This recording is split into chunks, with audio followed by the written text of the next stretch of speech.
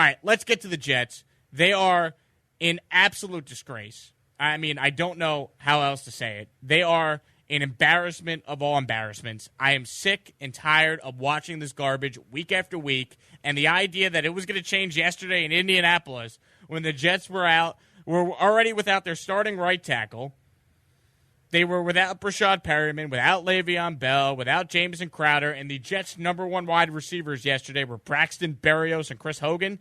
And the idea that the Jets were going to be able to compete with the Colts, no shot. And we saw that yesterday. But here is what is the biggest concern with this team after they got their asses kicked 36-7 yesterday. The biggest concern with this team is that Sam Darnold is regressing. He's not playing well right now. He's playing as bad as we've seen him play. There's still moments where you watch him go out there and you're like, yeah, this guy is still capable of being great. You know, the throw he made on the run, escaping a rush to Berrios in the end zone when this game was tied at 7 was a phenomenal play.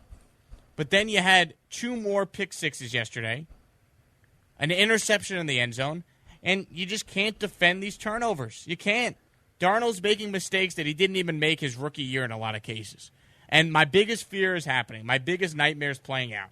The Jets are awful, and now Darnold's regressing, and we're never going to get the clear answer on what this guy is. So if the Jets are sitting there with a top 5 pick, which it looks like they're headed for not just top 5, but they're headed for the number 1 pick in the draft, they're going to be faced with that Trevor Lawrence question that we all know was coming.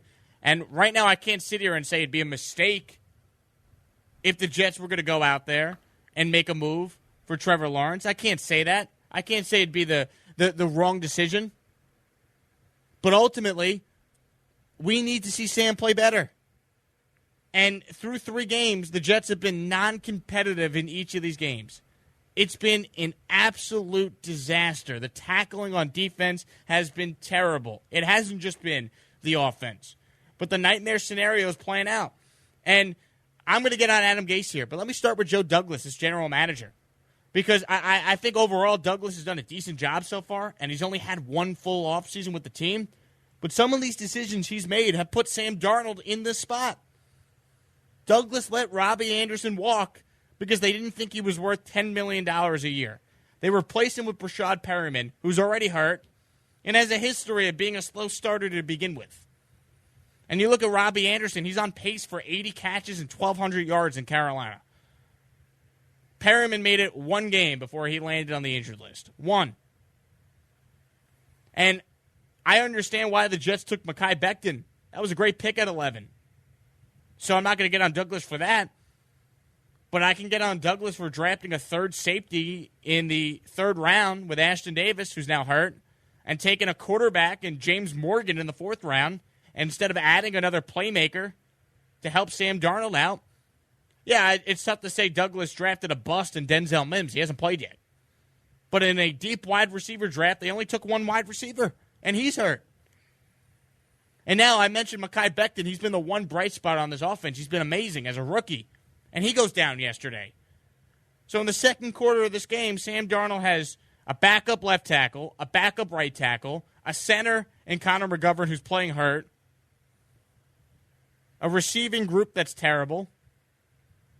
There's just nothing out there. And I just don't understand what has happened to the Jets not utilizing tight ends. They decided to re-sign Ryan Griffin last year, give him an extension midway through the year, bring Daniel Brown back. Who? Exactly. They brought him back, though. And neither of those guys have had an impact. Chris Herndon's supposed to be the stud for the Jets. He's been awful. He's been a huge disappointment. I mean, everything that could go wrong for them offensively has gone wrong. And then there's Adam Gase. I mean, it's beating a dead horse at this point. It's like my point on Dan Quinn. We all know Adam Gase is terrible, right? We all know there's no scenario where Adam Gase is back next year. But at this point, it's no longer an Adam Gase problem. It's an ownership problem. It's on Christopher Johnson, who said after week 1 that he still thinks that Adam Gase is a winner, that Adam Gase is an offensive genius. These were his words. These were his words. And since then, the Jets have now lost by 18 points in week 2, and they lost by 29 points in week 3 yesterday. Adam Gase is now 7-12 overall as the Jets coach. with 10 losses by double digits. So when the Jets lose, they get blown out. They're not competitive. I've never seen this. I've seen bad Jets teams in my lifetime. I've seen a lot of bad Jets teams over the last 10 years since they last made the playoffs. But those Jets teams that were bad at least competed in games. I mean, the Jets have been non-competitive for basically 3 games this year. And it can't all be the injuries. Look at the Niners and what they're dealing with, and they're finding ways to win. Teams deal with injuries, but you can't be non-competitive in 3 straight games in the NFL. Not only are the Jets 0-3, but they're also the only team in the league that's yet to held a lead at any point in a game. They have not been up in any single game this year. Not for a second. And that falls on Adam Gase. That falls on coaching. The quarterback not playing well? Yeah, Sam's got to take some responsibility in his 3rd year. But the Jets have cracked this guy. They've broken him. I'm not ready to give up on Sam Darnold till I see what he is without Adam Gase, but here's the problem. We might not ever get to see what Sam is like without Gase. Because if the Jets are sitting there with the 1st overall pick and a new coach, that new coach is not going to have to be loyal to Sam Darnold. He might want Trevor Lawrence. And can I fault that new coach, whoever that is? No. Which is why Gase has to go today.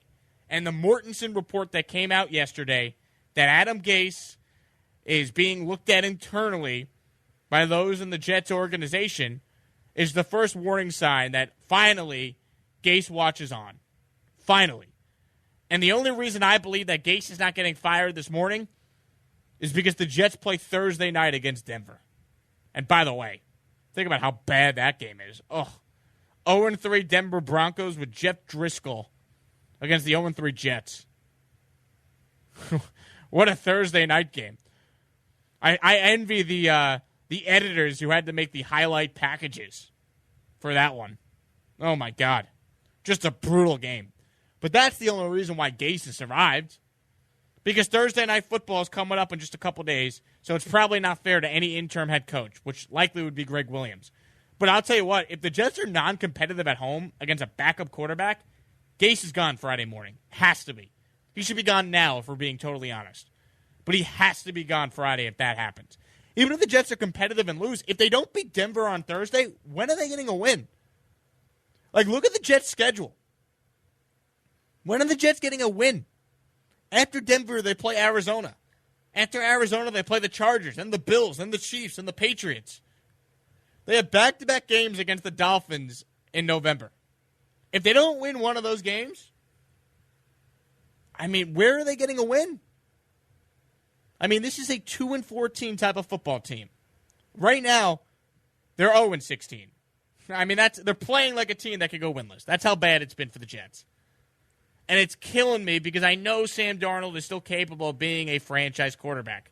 That's why everyone believes in him nationally. That's why all these football people swear by him. But he has not been given the chance to do it with this coaching staff and with the weapons they've surrounded him with. And that is just a damn shame. No, that's the worst part about it, and I agree to everything that you're saying, especially with Sam Darnold regressing. I don't think it's 100% him because he's having to make a decision to throw a half a step after he gets the ball. Because the line is just a sieve. I mean, he knows he's going to get killed on every single play. So he's trying to read as fast as he can, and he's just throwing the ball in spaces where he hopes a wide receiver will end up. Think about how good Peyton Manning was, by the way. That Peyton Manning had his best season with Adam Gase as his offensive coordinator. Think about the greatness of Peyton Manning. Peyton Manning, to me, is automatically the greatest quarterback ever for the fact alone that he had his best season with Adam Gase as his OC. Now, will you start to think this way, though, that it was more Peyton and less Adam? You think?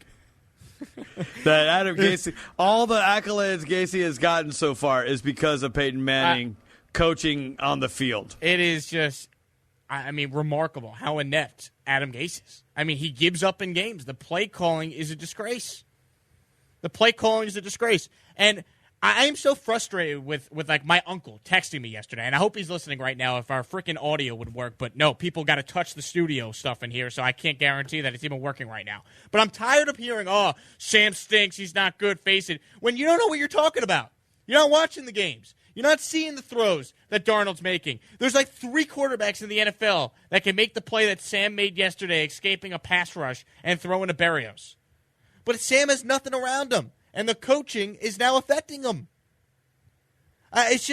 I'm not ready to give up on Darnold until I see what he is without Gase. But the problem is the nightmare scenario is playing out when now the quarterback is regressing in large part because of the coaching and because of the supporting cast around him, and that the new guy coming in is not going to want to have a holdover quarterback in year 4. He's going to want to start fresh. And I can't begrudge a new coach for doing that, but that's what kills me. Because for once, the Jets finally do have a quarterback. I firmly believe that, and they destroy him. It's a disgrace. It is so frustrating how just inept this organization is. And it starts with ownership. It starts with Christopher Johnson, who's the biggest loser on the planet for supporting Adam Gase. It's just, it's asinine. If Sean McVay or Kyle Shanahan or any of these offensive guys were coaching Sam Darnold, he'd be one of the best young quarterbacks in the league by now. You put Sam Darnold on the Bills, you know how good the Buffalo Bills would be? Because as well as Allen's played at times, Sam's better. I'm sorry. And maybe it sounds ridiculous saying that because of his struggles, but, like, the talent is there. That's why everyone talks about it. All the tools are there, and they're ruining this guy. Watch Sam Darnold go on somewhere else and have an Alex Smith-like resurgence when he finally gets some coaching and talent around him. No, I almost guarantee that's what will happen. Because, I mean, that's all he needs. I think there's a huge upside to Sam Darnold's play. He's just not being able to show any of it because, you know, I mean, if he drops back for a pass, he has, you know, half the time that everyone else, you know, a normal quarterback will. He doesn't have the receivers or the weapons to actually throw to, and he doesn't have the right game calling. You know, I mean, they're throwing plays out there that probably don't benefit his skill set. And look at the receivers he's throwing to. I mean, I can't emphasize this enough. You know, we're talking about Drew Brees struggling. He doesn't have Michael Thomas. Like, we're talking about the Texans struggling offensively. Deshaun Watson doesn't have DeAndre Hopkins. Sam Darnold has Braxton Berrios and Chris Hogan right now, and a 37-year-old Frank Gore. All right? You know, there's no tight ends on this team that make an impact. There's no receivers. You have horrendous offensive coaching by Gase.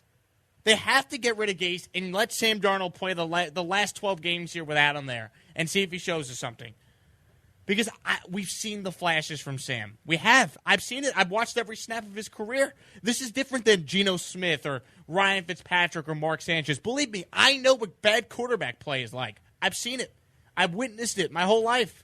Sam's better than all these guys. Sam has more talent than all these guys combined in his pinky. It's so frustrating.